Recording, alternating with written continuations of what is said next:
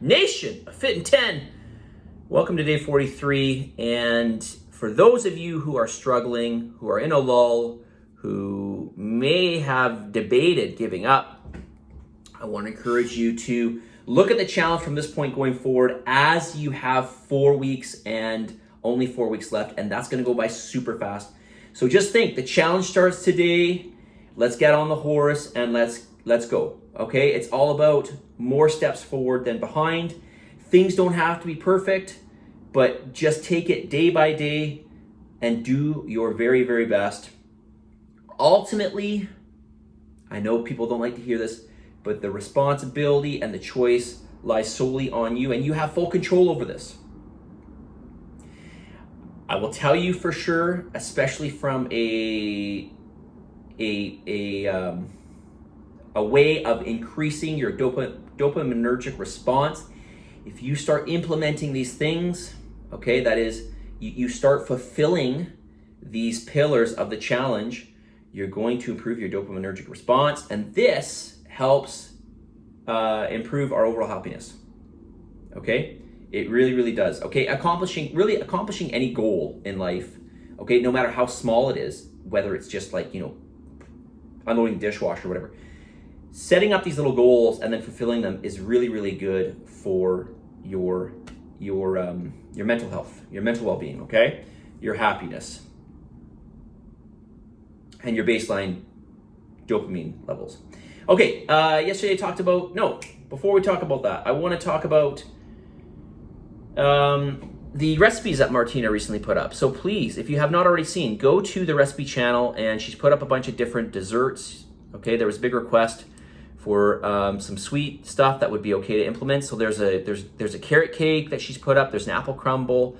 There's also a chocolate lava cake, and on top of that, there's 7 other recipes that have been going in over the last number of weeks. There's also cheesy berry blinzy, I'm not sure how to pronounce this. Blints, I'm not sure. Muffins. Okay, check out those last 3 or 4 recipes if you're looking for something where you're looking for something that will give you some sweet satisfaction. Okay, yesterday we talked about the benefits of weight training. We talked about the building of muscle tissue. We talked about building of bone, ligament, and tendons. All right, and all the areas, not all the areas, but some of the areas that those things encompass in terms of helping our health, like type 2 diabetes, sugar management, etc. Protection of joints, although I don't think I talked about that. I'll get to that. So number 3, nervous system building and modeling. So what does this mean? It simply means with weight training specifically, you are going to improve your reaction time. You are going to improve your power output. You are going to improve the control of your limbs, basically your proprioception. Where your limbs are in space, you can improve that accuracy, and this is really, really important. This essentially just really keeps us younger, right? Maintaining this, well, it's not just central nervous system, right? We're talking central and peripheral nervous. So we're talking about the brain and then everything leading out to the limbs. Keeping this functioning efficiently and effectively is really what is a key characteristic of staying young, okay? Weights specifically are going to help you with this. Demanding the body to produce a lot of force in a short period of time keeps the nervous system young, keeps it healthy.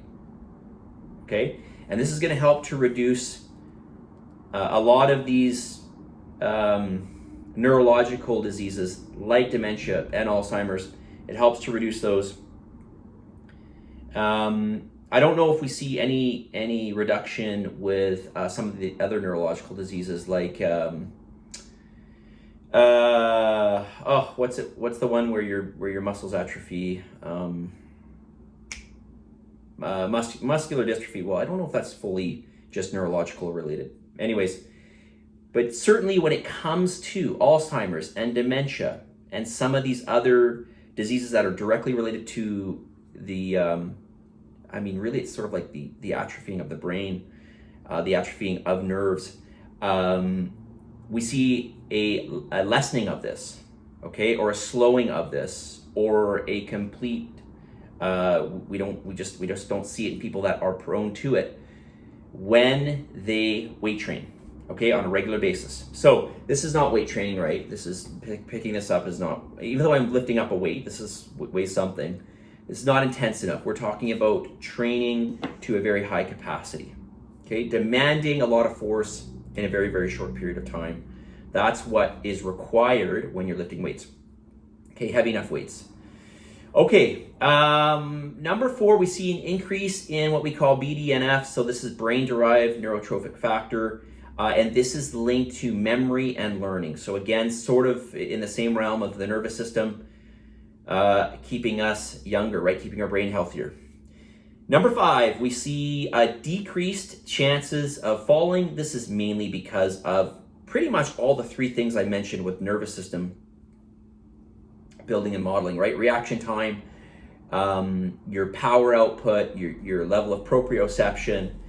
This is really important. You may not think it's important now, but believe me, as you get older, this is going to be super important. Couple this with improved bone density, and you can go from literally falling or almost falling and nothing happening to falling, potentially dying. They see this a lot with old people, right? They don't have anybody around. They fall, they break something, nobody's there to save them, and they literally die, or they take a major decline in their health. They break something, they're not able to move, they're immobilized. Then we see this quick decline. Now, typically this is with people in their later 70s and 80s, or perhaps 90s. So you may not feel like this relates to you, but all of this is an investment to that time, all right? So we improve our quality of life. We don't necessarily improve, well, we improve the longevity of it, but more importantly, we improve the quality of it, right? What's the point of living long if it's not a really great way of living, right? We want a good quality of life. What am I at here? Number 6, I think, lowers chance of injury. So we kind of just went through that right now. But also muscle around the joint will help prevent the joint. It will help to stabilize the joint and keep the joint stronger, especially with the improvement in strength of tendons and ligaments. But also the muscle tissue around the joint is going to help the joint to take less of an impact from just movement in general. Lessen symptoms of arthritis. Okay, I will tell you right now, I've had a knee issue basically since I was, it started when I was 14. Had a number of surgeries since then. Really, I've had a bad knee since I was about 21. So, most of my life here basically, and a good half of my life. You can see the bone spurs on my knee, for instance. Okay, and if I haven't been to the doctors in a very long time, but even when I was in my mid-30s and my knee was looked at by a doctor, they would always ask me, how bad are your symptoms of arthritis? Because clearly you have arthritis. Okay, the actual joint itself is bigger, and I, knock on wood, I have 0 symptoms. Like I have 0, like not 5%, I have no symptoms. The only thing I have with my knee is I don't have full range of motion, which may or may not be related to arthritis. But in terms of symptoms of pain, okay, you're going to get less of it. And I attribute this to, my lifestyle as a whole, but probably a lot of it is due to regular weight training, which ironically they told me not to do. So, but that's just sort of old school thinking. We now know that's not true. Number 8, maintenance of muscle tissue during calorie deficit.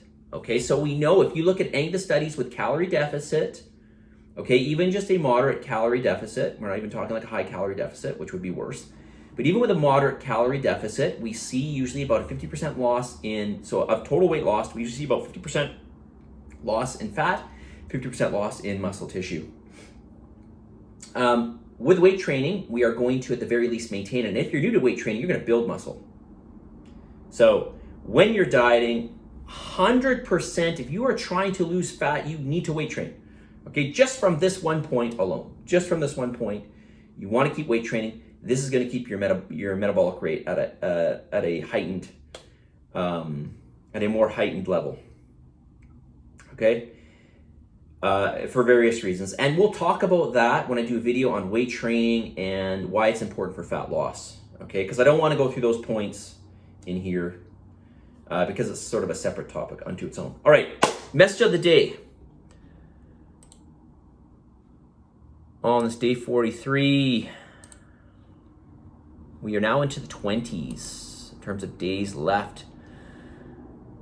28 days, we'll call it. And where are we here? Forgive me. Day 43. This is you versus you. You got to focus on yourself. And you'll always see somebody whom you perceive is luckier than you or can get away with more or whatever. But listen, it doesn't help you. It never helps. Okay, you've got to focus on yourself.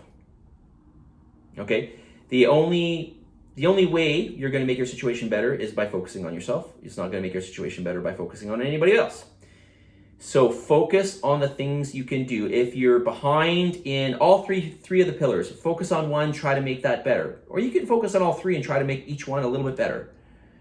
Remember, when you do decide to do that, if you do decide to do that, which you should, I'm going to really encourage you to, set yourself up with goals, specific things you can be accountable to. So for example, if you're not, let's just say you're not reaching your heart rate.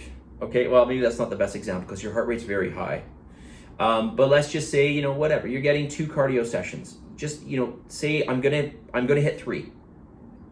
My goal is to hit 3. So I'm going to make sure that happens. And really, this can happen, okay? There's no reason why this can't happen. It's just half an hour, 3 days a week. I mean, I don't recommend doing this per se, but it can even just be a day of getting up half an hour earlier and just doing your cardio, because that's all it would take, really. Okay? So we've got to set ourselves up with these small goals. As small, if you struggle with this, set your goals so small, okay? At least it will give you something to shoot for, and it will give you something that will be more attainable. If you don't set a goal, you have nothing to shoot for. If you don't set a goal, there's nothing for you to be accountable to. You've got to set yourself up with something, okay? So let's do that. We've got 28 days to go, okay? So let's do it. Positive energy, positive vibes, believe in yourself, for the love of God, give some gratitude. I'll talk to you tomorrow.